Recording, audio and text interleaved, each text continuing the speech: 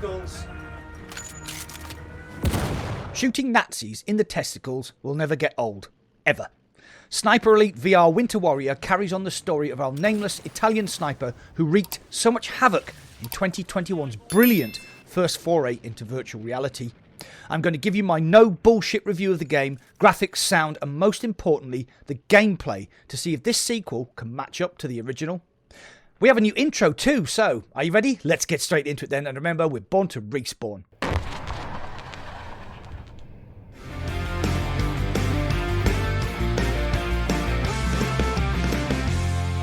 First, thanks to the people at Rebellion for giving me early access to Winter Warrior. I am not sponsored by them, so I'm free to give my honest opinion, as you would expect. Sniper Elite Winter Warrior is the follow-up to 2021's flawed but awesome Sniper Elite VR, the first foray for the franchise into virtual reality. Flawed but awesome? The game was amazing. I really enjoyed my time with Sniper Elite VR, but it did have some problems, which I mentioned in this video here.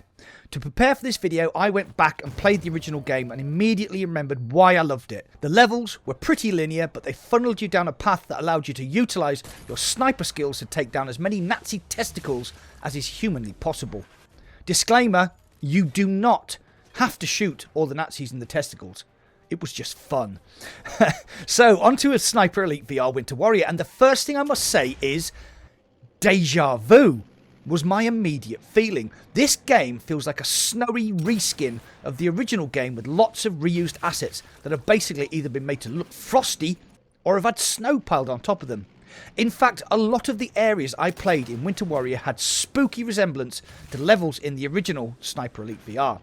I have a sneaky suspicion that this was a planned DLC that got shelved, then dusted off and repackaged as a standalone game in time for Christmas.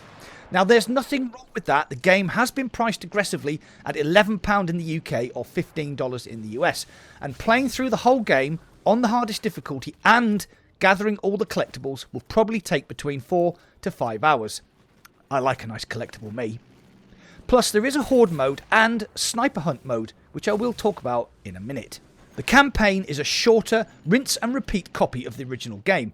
Go here, shoot a person, or blow something up. However, whereas the original game had these epic set pieces, blowing up the fuel dump springs to mind, Winter Warrior's missions lack scale. You're forced down a very linear path to reach a very specific objective and have to kill Nazis on the way. There is no engagement in the story, and to be honest, the narrative started to get on my nerves after a while. I wanted to play Sniper Elite VR Winter Warrior as a ghost sniper, a silent killer who sneaks in, kills, and is gone before the enemy notice. But you just can't. It's pretty obvious from the very first level that the devs wanted a more action-packed game, but that is not what I want from a Sniper Elite VR game. You are forced into situations where sniping is not an option, and you have to resort to the admittedly excellent sidearms like the MP40, Sten, STG-44 and the sublime Well-Rod pistol. They've introduced a new melee option. That means a lot of enemies just basically stroll into the corner and stare at their navels while you approach them from behind so you can smack them across the back of the head. It's great the first time you do it, but starts to wear away quite quickly as enemies stare off into the distance contemplating their soon-to-be short non-existence. This campaign is a copy and paste exercise that lacks the story, brutality and epic scale of the original. Now, let's move on to the other modes. Horde Mode is a completely missed opportunity. For some unfathomable reason, the level is set at night. It's so dark you can barely see the enemies and they make no footfall noises. This makes the game unplayable as you only realise a Nazi has snuck up behind you when you start to get riddled with bullets. Make the level during the day and add some jackboot noises. Sniper Hunt is a better proposition as you have to kill a set number of infantry, then a sniper appears. His position is given away by scope glint, so locate the glint, take down the sniper, then relocate. Rinse and repeat against increasing numbers of soldiers. This should have been so much fun, but is ruined by the sniper knowing exactly where you are, even if you're crouched and hidden, the ability to shoot through corrugated iron, and one-shot insta-kill. It is so frustrating to get a perfect sniper combo against the enemy infantry only to be killed by a sniper that you can't even see. I guess that's the point of being a sniper, but it's a game. It should be fun, and it just isn't. Before I get to my conclusion, please hit the like button. The algorithm loves the likes. Please also subscribe and join my channel membership for exclusive content and giveaways. Thanks.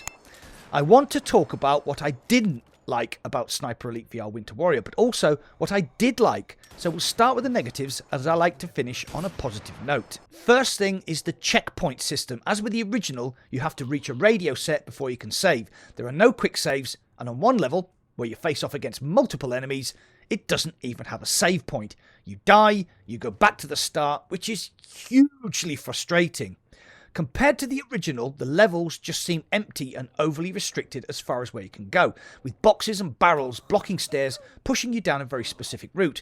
Even in outside areas, you are funneled with hardly any opportunity to freelance how you take on a mission.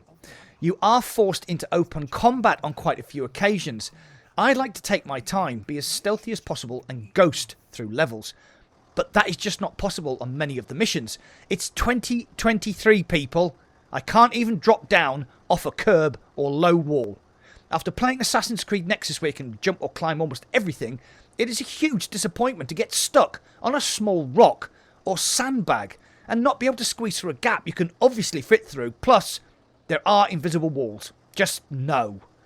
Sniper Elite VR had a horde of collectible weapons and weapon variants, including the absolute dog's bollocks, which was the Delisle carbine, a silenced subsonic 9mm sniper, which was my favourite gun in the game. Winter Warrior has 3 rifles with either a scoped or iron sights variant, and that's about it. Very disappointing. You cannot two-hand pistols. This was a major gripe from the first game, and they haven't bothered to fix that, which is lazy in my honest opinion. I've already mentioned the footfall problem when I talked about Horde Mode, so that needs fixing as well. For some weird and completely illogical reason, your saves do not transfer between meta headsets. So, if you play on Quest 2, then upgrade to Quest 3, you're going to have to do some side quest jiggery-pokery to transfer your save, which is very odd. Now, positives, and despite my doom and gloom, there is light at the end of the tunnel. It's more Sniper Elite, and shooting Nazis in the testicles never gets old. The bullet rush kill cam is immensely satisfying as you disconnect Fritz from existence by shooting out your spinal column or smashing a big hole in his cranium, right between the eyes. Still one of the best things in VR. All the guns sound great, from the near silent pop of the subsonic well rod to the iconic ching of the M1 Garand as you eject a clip. Just a pity there aren't many guns in the game, as I mentioned. The graphics are pretty, some of the bunker levels are a bit bland, but certain missions have you outside in the big bad world and they look very nice indeed. The Quest 2 and 3 versions are almost identical, though the Q3 is sharper due to the superior screen. There is full ProTube VR, Force Tube and B-Haptics integration into the game, which elevates the sniping and getting shot at to another level. So, in conclusion, is Sniper Elite VR Winter Warrior worth your time and money? As always with my reviews, there isn't one definite answer. If you played the original game and enjoyed it, then yes, it's more Sniper Elite VR, and that's a good thing. They haven't fixed any of the problems, and this is basically a reskin of assets, but it'll last you a good 5 hours if you want to hunt down all the collectibles. It only costs £11, and if you use my referral code, linked below, you can get an additional 25% off, which brings the price down to an outrageous £8.25 in the UK, or $11.25 in the US. Bargain. If you haven't played the original, then I would suggest you go and buy that instead. It's currently £23 in the UK, but again, I have linked my referral code down below, so you can pick it up for just £17.25 in the UK. It's got a longer campaign, loads of weapons, great set pieces, and an interesting story of betrayal and redemption. So, Sniper Elite VR Winter Warrior is a bit of a missed opportunity. Like I said, it redeems itself by being priced aggressively, plus the use of a referral code will reduce the price by 25%. I kind of enjoyed it. I will go back and play again on the hardest difficulty just for the fun of it, but as always, what do you think? Did you play the original Sniper Elite VR? Will you be jumping back into the shoes of our anonymous Italian killer, or are you going to give Winter Warrior a miss? You know the drill. Get involved and comment down below. Well, that's it for today. Thanks for watching. I'll see you on the other side.